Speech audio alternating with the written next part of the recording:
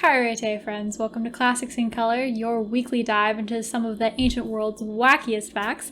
I'm Marc Graves, and today I'm going to be discussing melting brains, or the sacred disease, or maybe epilepsy.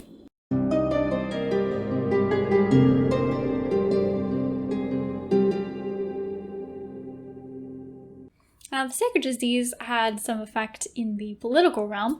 For instance, Julius Caesar and Caligula were both famous people in ancient Rome, political leaders and powers. And Julius Caesar in particular claimed that he had this sacred disease, which was a good move on his part, because if you're going to be displaying some of the symptoms of this disease, you might as well say that that is what you have, because sacred disease was considered sacred. It was associated with the gods. It was thought that someone was possessing you, and that therefore you might have a bit of extra wisdom or insight or just luck from having that god inhabit you.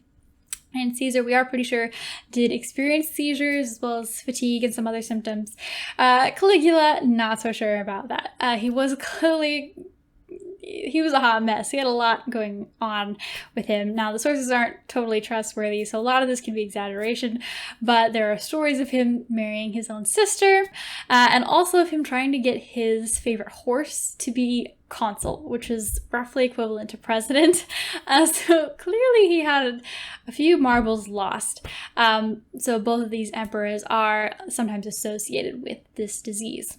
Now, this disease was also really important in the medical world. I'm going to give you a little bit of context here about Hippocrates. So he was certainly not the first doctor. I mean, humans have been trying to help each other and heal each other probably as long as before we've even been humans, but he was one of the first people to leave us a whole bunch of records. He left us case studies, he left us essays and lecture notes about his thought and his practice, because he was a practicing doctor. And he also was one of the first people to try to make a distinction between medicine and magic. Not necessarily that he thought that he was an atheist, that he thought all gods and all magic was bunk, but that he did want to make a distinction there, which was quite innovative for the time. And it's why many people still call him the father of medicine, because he was trying to take medicine in a little bit more of a scientific direction, and because he left us so many writings that we can still read today. Now, one of his books, or essays, is actually called On the Sacred Disease. He wrote a whole essay about this because, like I said, it was very important in the medical world, because it was an important example of a disease that in the name is considered to be sacred, but that he argued was not. It was an example of a disease having natural causes.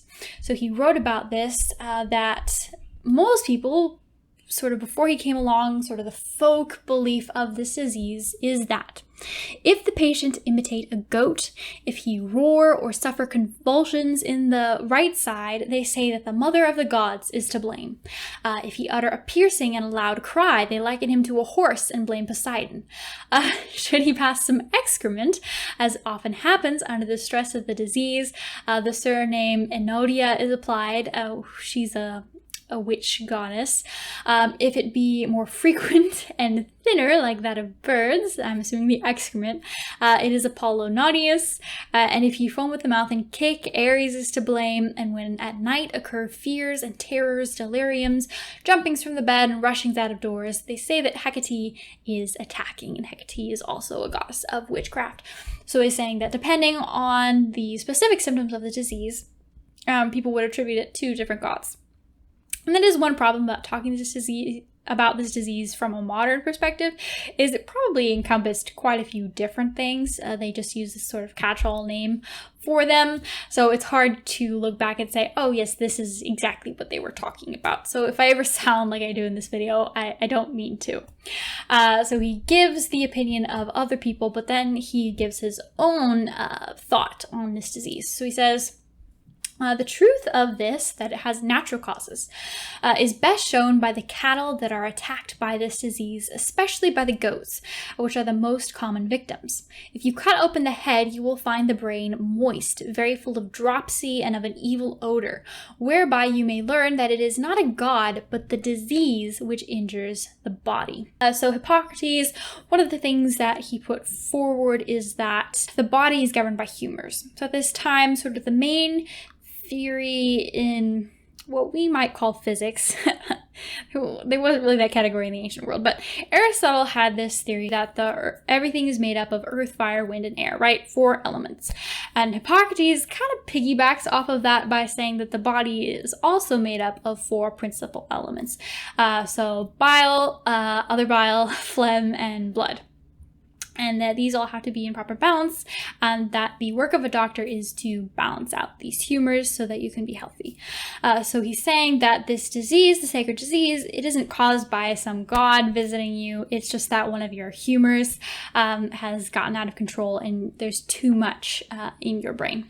Now, Hippocrates is a bit grim about this disease. He goes on to say, so is it also with a man. In fact, when the disease has become chronic, it then proves incurable, for the brain is corroded by phlegm and melts, and the part which melts becomes water, surrounding the brain outside and flooding it, for which reason such people are attacked more frequently and more readily.